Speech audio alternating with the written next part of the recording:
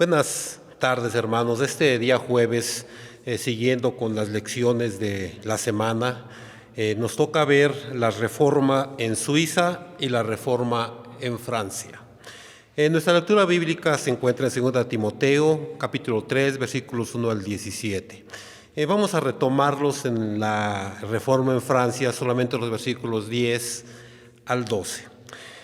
Después de que Martín Lutero tocara o clavara, mejor dicho, sus tesis en la puerta de la iglesia, dando así comienzo a la liberación de las almas del yugo del oscurantismo, tocó a otros hombres, ya sea antes, en la misma época o después, seguir con este trabajo de liberación del yugo de la esclavitud. En la carta de Tiatira, que es la revelación profética histórica del desarrollo de la historia de la Iglesia en la época de la Edad Media. La Edad Media va aproximadamente del siglo V al siglo XV.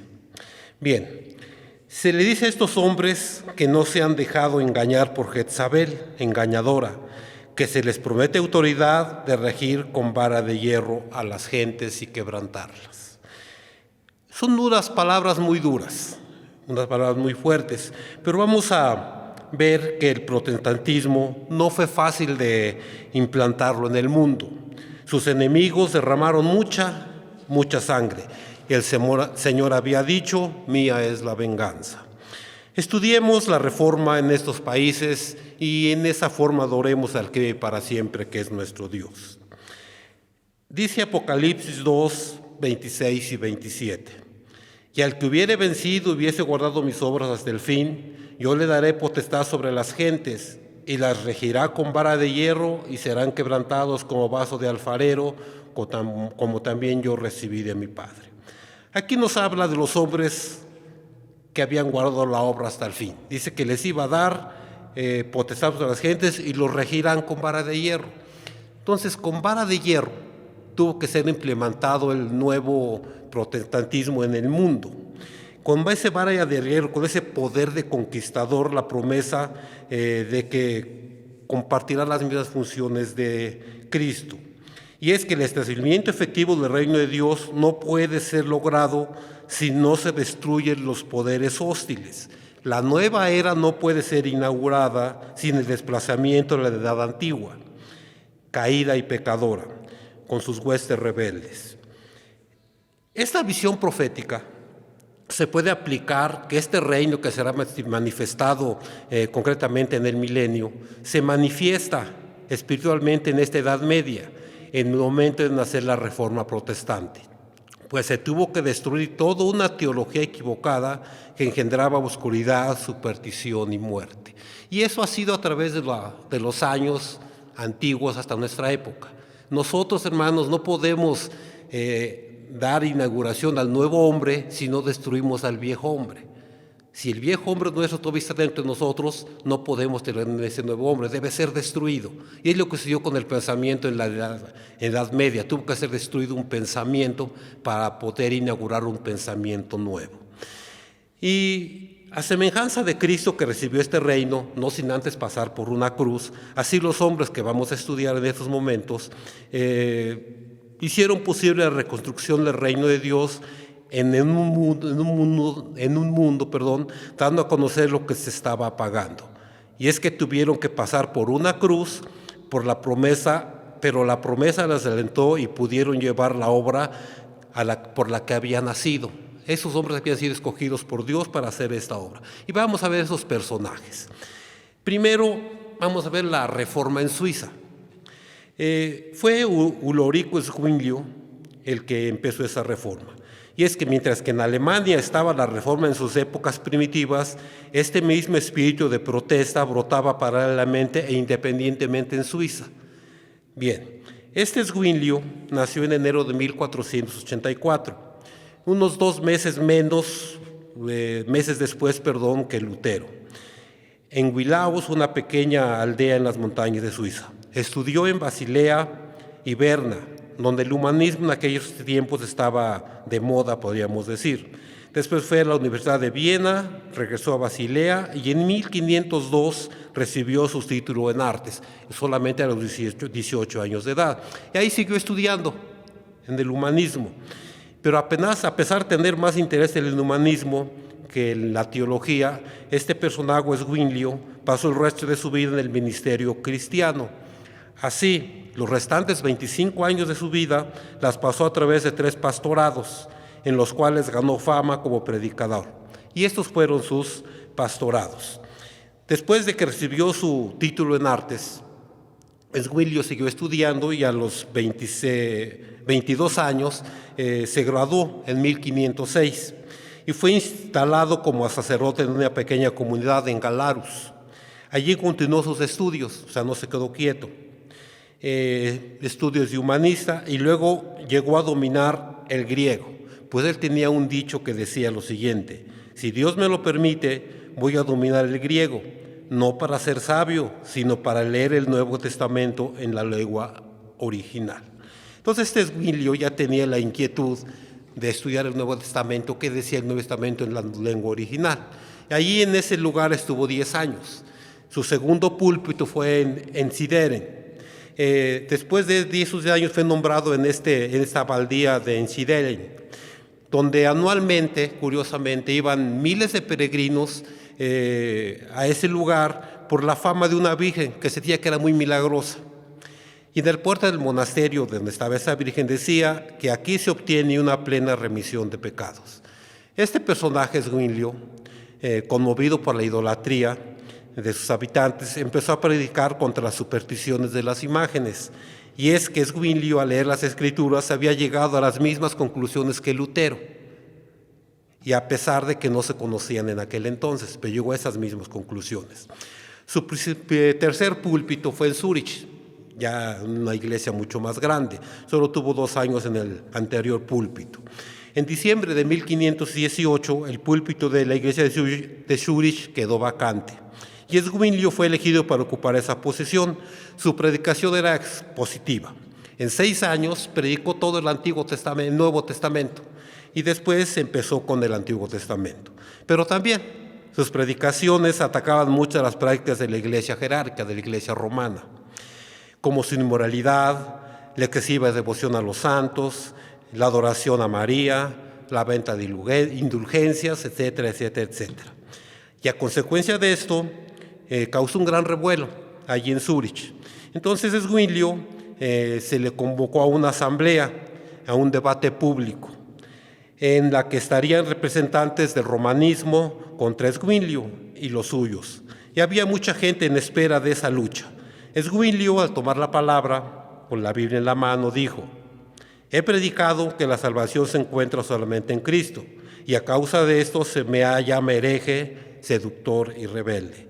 Ahora, aquí estoy y conjuro a todos mis acusadores, que me consta que están aquí en esta sala, a que se levanten y demuestren la verdad.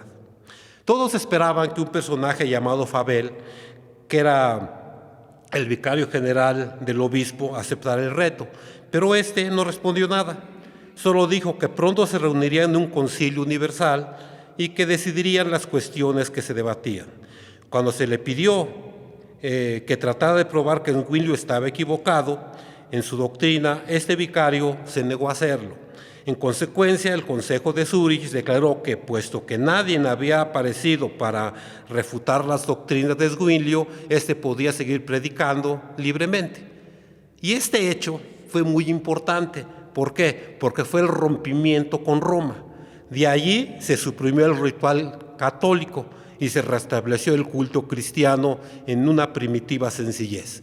Zúrich fue declarada depositaria del tesoro del Evangelio.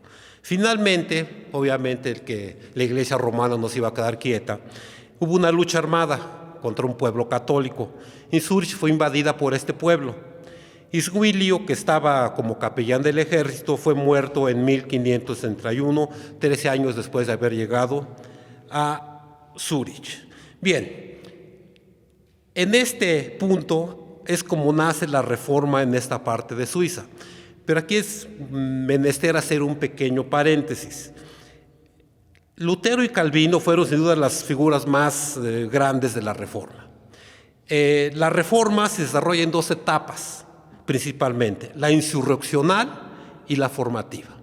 Zwinglio pertenece a la primera corriente, a la primera etapa, a la insurrección, y Calvino pertenece a la formativa. Ahora, los reformadores que toman parte en esta primera etapa, la insurreccional, son hombres de acción y de movimiento, no se quedan quietos, le entran a la lucha. Y los que toman parte en la segunda fueron hombres de organización y política. Ahora, los primeros, los insurreccionales, rompen con las antiguas cadenas de superstición y a fuerza de heroicos embates preparan el camino para el periodo más creador de la organización. Entonces, por estos segundos personajes de la formación son más que nada pues hombres pensantes, hombres políticos, y a esa corriente pertenece Calvino. Por eso vamos a estudiar un poco a Calvino para que vean cómo se compone la reforma en esta parte de Suiza. Tenemos a Calvino como pensador. Era un verdadero intelectual este hombre, muy inteligente. Su educación fue de las mejores que se pudiera tener en esa época en Europa. Estudió bajo la influencia de los más destacados humanistas, teólogos, reformadores y abogados de entonces. Además, gozaba de una mente muy ágil y una memoria extraordinaria. Ese era Calvino como pensador. Tenemos también a Calvino como teólogo. Fue pues, de los más grandes teólogos de la Reforma protestante. Su obra, Instituciones de la Religión Cristiana, la completó a solo la edad de 26 años. Esta obra ayudó a dar forma a organizaciones de los principios de la Reforma, a fin de poder expresarlos en una forma más sistemática. Y fue traducido a muchos idiomas y como añadidura se vendió como pan caliente, no alcanzaban las traducciones. Y también tenemos a Calvino como escritor. Fue muy prolífero en esa situación. Se dice que dejó más de 2,000 sermones escritos, además de sus comentarios de las escrituras que tienen un gran valor actualmente. Y con todo este tipo de hombres, con los que insurreccionales y con los formativos, es como surge la reforma aquí en Suiza. Bien, ahora vamos a ver la reforma en Francia.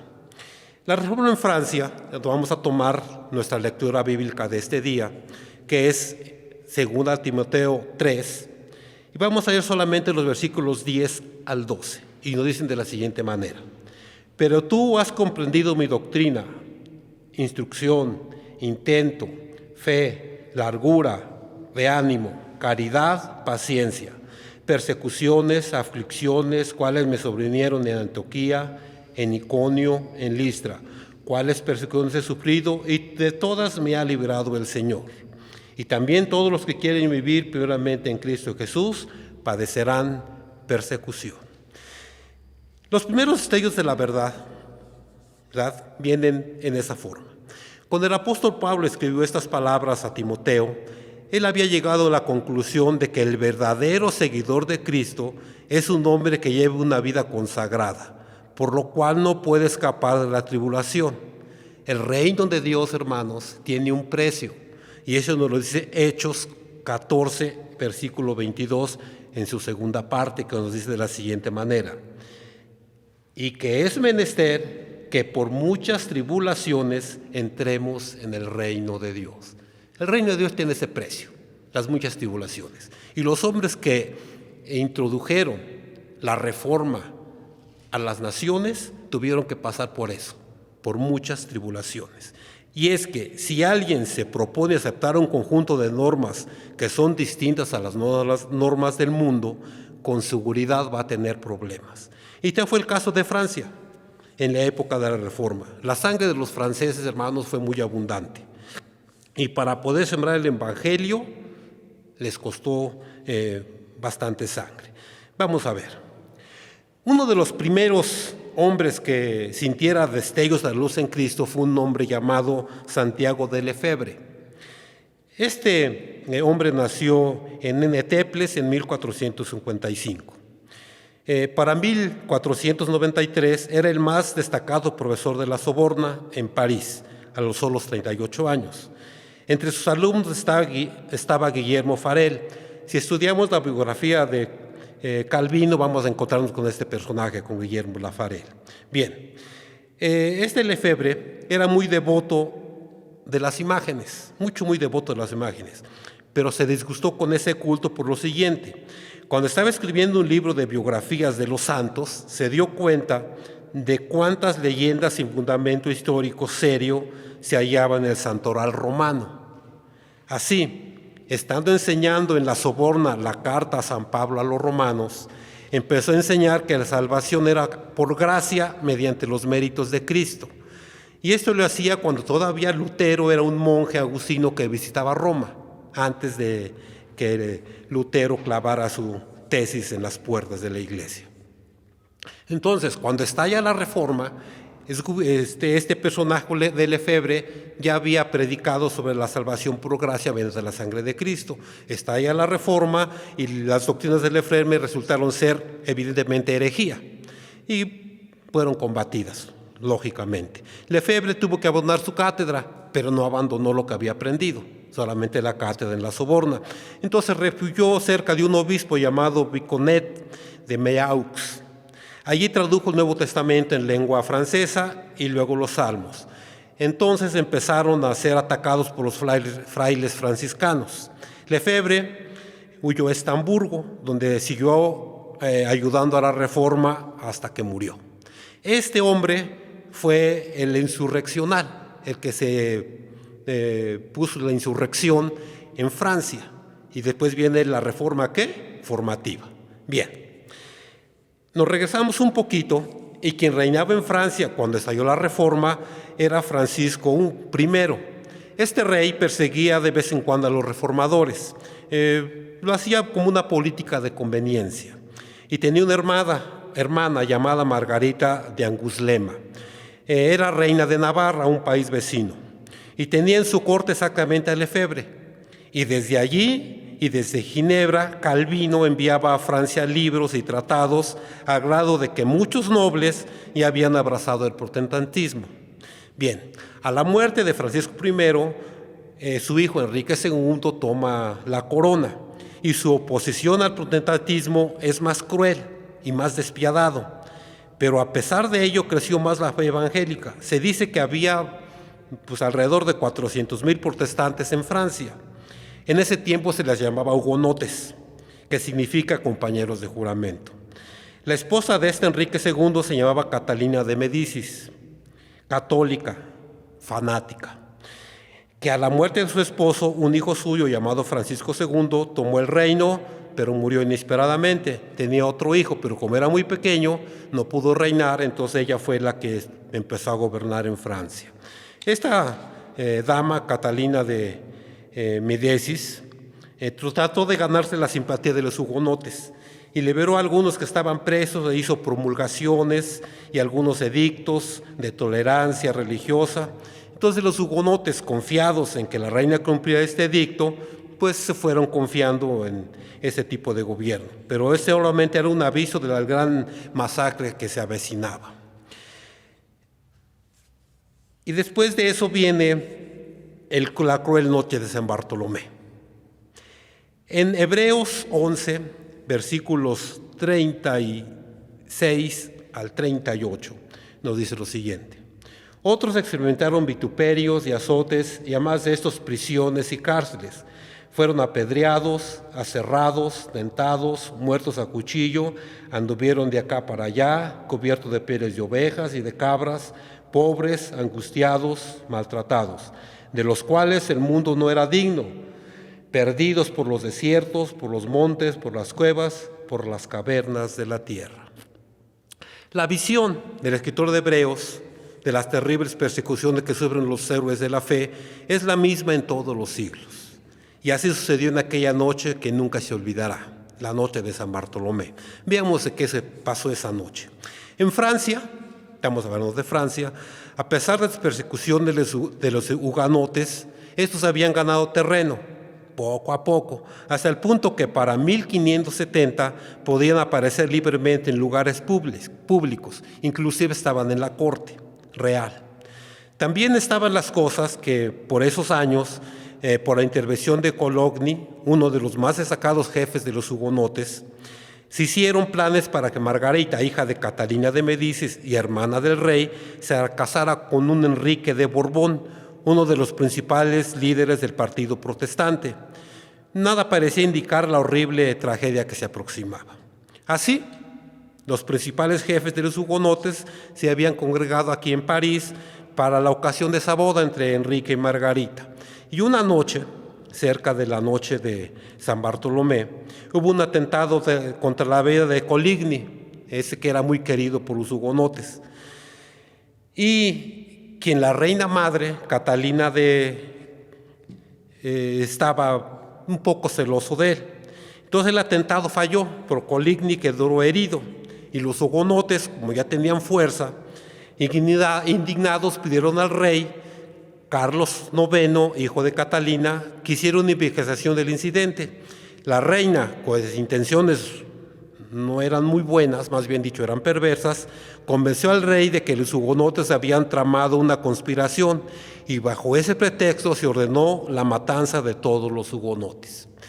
Y la noche del 24 de agosto de 1572, el día de San Bartolomé, por eso se llama la noche de San Bartolomé, con la anuencia del rey y siguiendo las instrucciones de Catalina de Médicis, se encargaron de matar a todos los protestantes que había en París, alrededor de 2000. Pero eso no fue lo peor. Estos asesinatos pues fue mientras dormían, en las calles, y donde los encontrara. Eras hugonote, eras muerto. Pero lo más terrible de esta matanza fue una señal para que se produjeran hechos semejantes en todo París, en toda Francia, en todas las provincias de Francia. Entonces en toda Francia mataron hugonotes o mataron protestantes. ¿Sí? Fue una matanza terrible, por eso se llama la cruel noche de San Bartolomé. Estos hechos se regó la noticia por toda Europa. Y hubo personajes como Isabel, la reina Isabel de Inglaterra, que se vistió de luto. Otro, el emperador Maximiliano II, con todo y ser católico, expresó su horror. Sin embargo, hay otros, como Felipe II de España, que se rió y envió felicitaciones a Francia. Y en Roma, el Papa Gregorio XIII ordenó cantar un Te Deum de agradecimiento al Señor e hicieron fiesta y ordenó incluso acuñar una moneda para conmemorar la matanza de San Bartolomé. O sea, vean la sangre que tenía Roma. Y así, con todo, la sangre, la semilla en esta forma quedó sembrada en Francia. Y como vemos también aquí hubo dos etapas, la insurreccional y la formativa con Calvino. Hermanos, que Dios nos bendiga y sigamos aprendiendo en esta semana. Amén.